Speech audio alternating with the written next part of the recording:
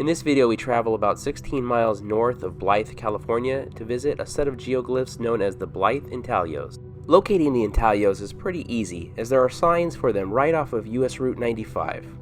Once you leave the highway, the Intaglios are located a short drive down a dirt road.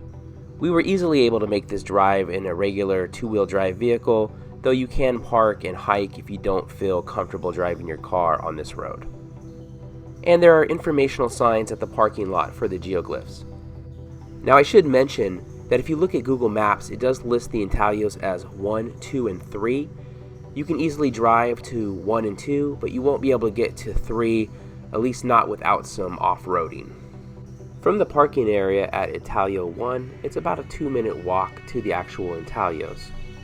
A few months ago, we visited the Topic Maze near Needles, California, and while it was pretty cool, we were disappointed to find out that it probably isn't ancient.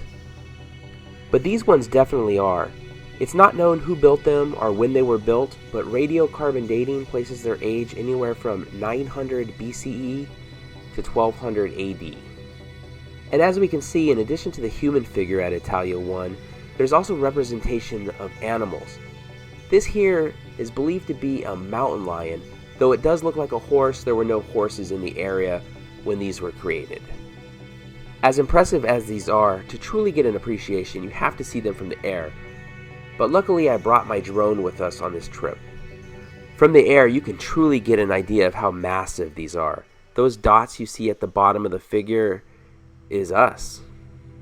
The human figure at Intaglio 1 is 102 feet tall from head to toe, which is not even close to being the largest geoglyph at the site. A bit of a warning, the road from Intaglio 1 to 2 was a lot rougher than getting out to the first one, though still passable in a two-wheel drive vehicle. Intaglio 2 consists of a lone figure that is 105 feet tall and is the best preserved geoglyph at the site. It is just amazing to look at these and think about the people who made them and ponder their reasons for creating them. And you also can't help but think when you're viewing them from the air that we're seeing these in a way their creators never got a chance to. And speaking of seeing them from the air, for a little bit of history, the Blythe Intaglios were rediscovered in 1932 when a pilot was flying between Las Vegas and Blythe noticed them. His find led to a survey of the area later that year by Arthur Woodward, the curator of history and anthropology at the Natural History Museum of Los Angeles County.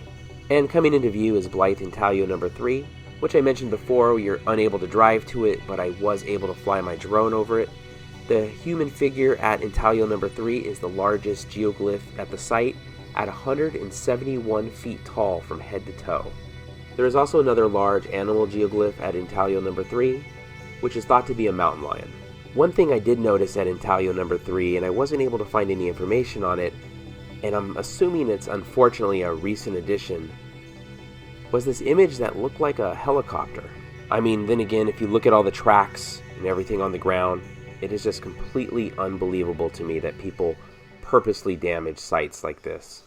To think that this was here for 1,000 years or more, only for somebody to drive over it in their car for whatever reason, is just infuriating. Speaking of which, on US Route 95 there was a historical marker for the Intaglios, but unfortunately someone took that as well. So that's our look at the Blythe Intaglios. Now there are other Intaglios in the area, though I think these are the most impressive and probably the easiest to get to as well. I definitely recommend checking them out if you're in the area, especially if you have a drone. It is really cool to just get a look at them from the sky. They are really, really impressive. But even without a drone, they are still amazing to see and well worth the time to drive out there. Thank you so much for watching. If you enjoyed the video, please give it a thumbs up, consider subscribing, and we'll see you next week.